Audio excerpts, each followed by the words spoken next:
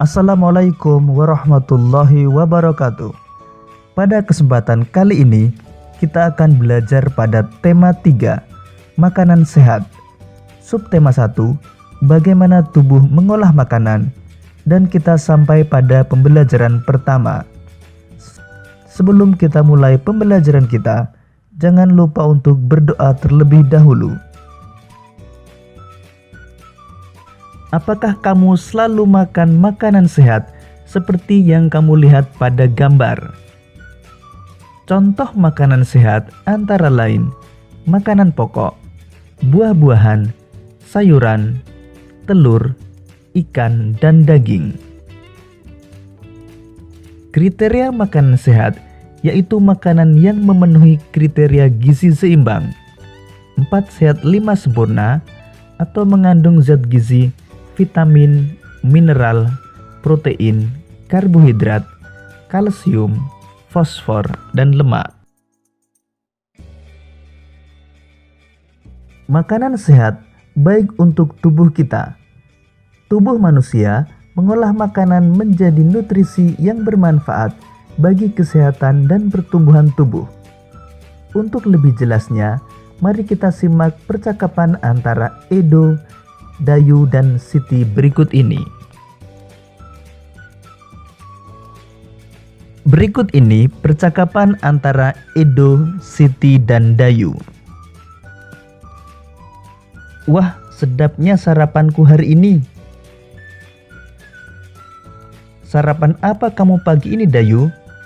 Kalau aku seperti biasa, nasi, sayur, dan telur mata sapi sudah cukup. Ibuku membuat bubur ayam istimewa, Edo.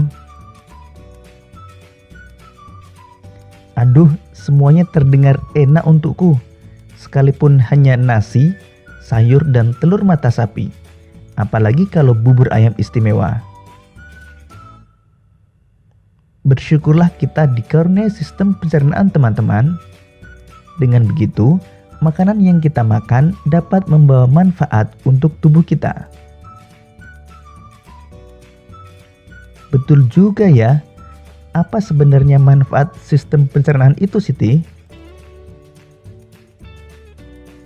Sistem pencernaan merupakan organ yang dapat ditemui pada manusia dan hewan.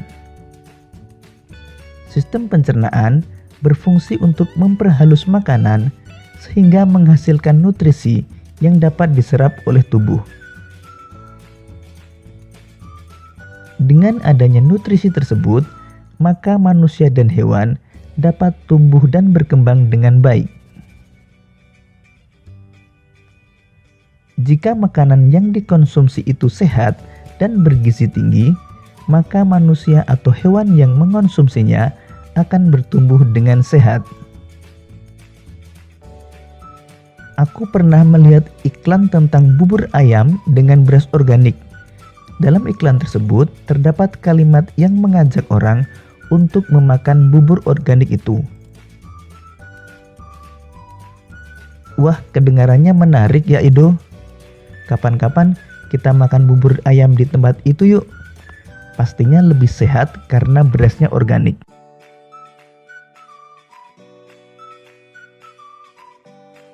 Makanan sehat penting bagi tubuh kita. Oleh karena itu, banyak iklan yang dapat kita temui di tempat-tempat umum yang mengetengahkan tentang makanan sehat. Iklan memang dimaksudkan untuk mempromosikan sesuatu kepada para pembaca. Sekarang mari kita amati beberapa contoh iklan berikut ini. Kalimat-kalimat yang umumnya dipergunakan oleh bahasa iklan adalah kalimat yang menarik atau kalimat yang mengajak pembacanya untuk mengikuti apa yang ditulis atau disarankan oleh pembuat iklan. Sekarang mari kita amati ketiga iklan berikut ini, kemudian kita temukan gambar dan kalimat yang terdapat pada iklan.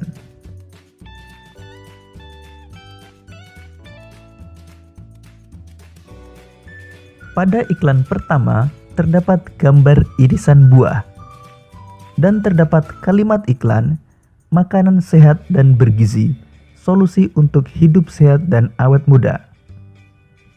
Pada iklan kedua, terdapat gambar seorang anak menyantap buah semangka. Dan terdapat kalimat iklan, makanan sehat dan bergizi penting untuk pertumbuhan otak anak Anda. Kemudian pada iklan ketiga, terdapat gambar sayur dan buah-buahan. Kemudian kalimat iklan, cintailah jantung Anda, konsumsi sayur dan buah segar. Manfaat prima dengan rasa yang dahsyat.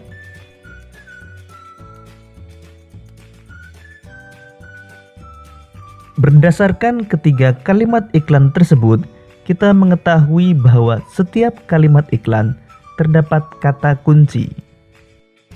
Kata kunci adalah sebuah kata atau konsep dengan keistimewaan, yang berarti kata apapun yang digunakan sebagai kunci dan kode, atau digunakan untuk menghubungkan ke kata lain atau informasi lain.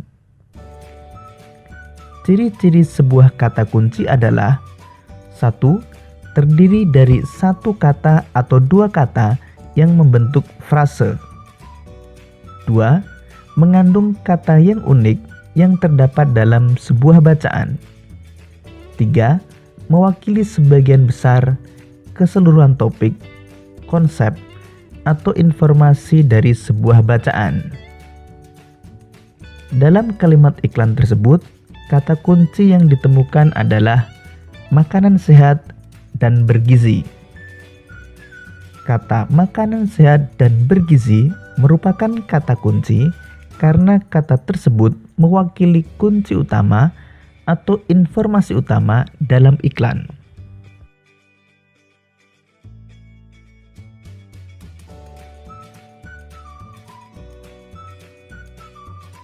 Dengan menemukan kata kunci pada iklan-iklan makanan sehat, kita jadi tahu bahwa masyarakat kita sudah banyak yang peduli tentang pentingnya makanan sehat.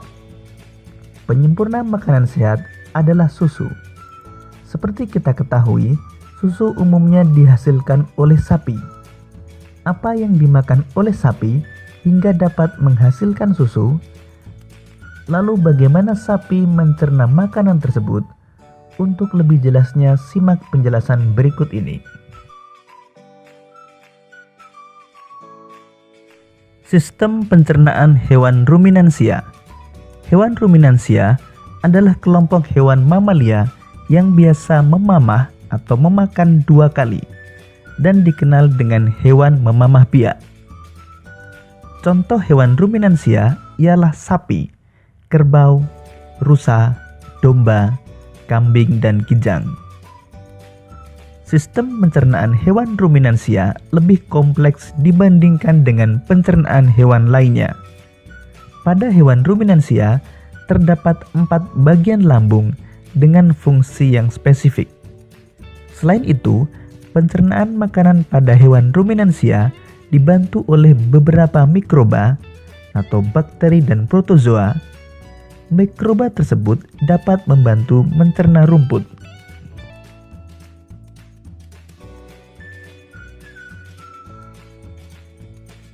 Salah satu contoh hewan ruminansia adalah sapi. Di dalam mulut sapi terdapat organ-organ pencernaan seperti berikut. Gigi. Gigi sapi tersusun dari gigi seri yang berguna untuk memotong makanan dan gigi geraham untuk mengunyah makanan. Lidah.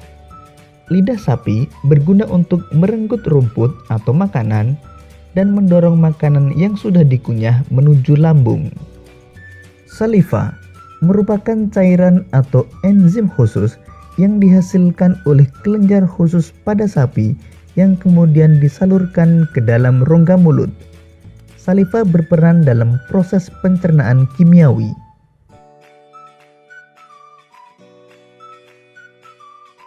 Lambung sapi berbeda dengan lambung manusia. Ukurannya jauh lebih besar. Lambung sapi merupakan organ pencernaan yang sangat penting bagi sapi. Lambung sapi terdiri atas 4 bagian, yaitu rumen, retikulum, omasum, dan abomasum.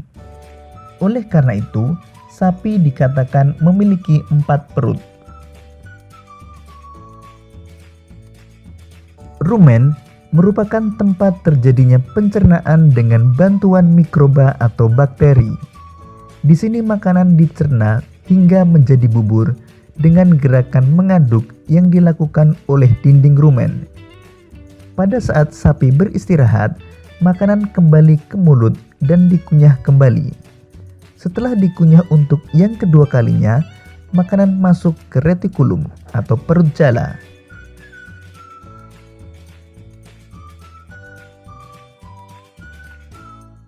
Retikulum. Di dalam retikulum, makanan kembali mengalami proses fermentasi dengan bantuan bakteri anaerob dan protozoa. Di dalam bagian perut ini terdapat proses absorpsi dan penyaringan benda-benda asing yang masuk bersama makanan sehingga tidak masuk ke omasum atau perut kitab.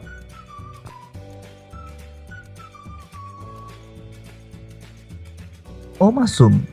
Di dalam omasum, makanan dicerna dengan bantuan enzim pencernaan.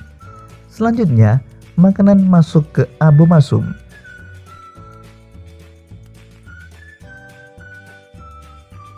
Abomasum.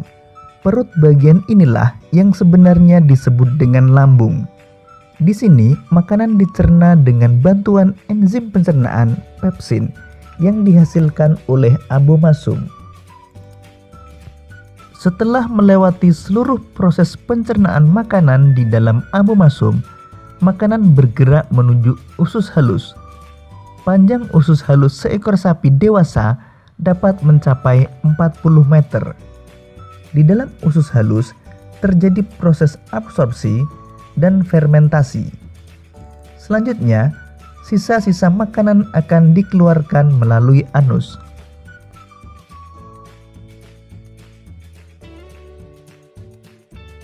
Demikian tadi pembelajaran kita pada tema 3, subtema 1 dan pembelajaran pertama.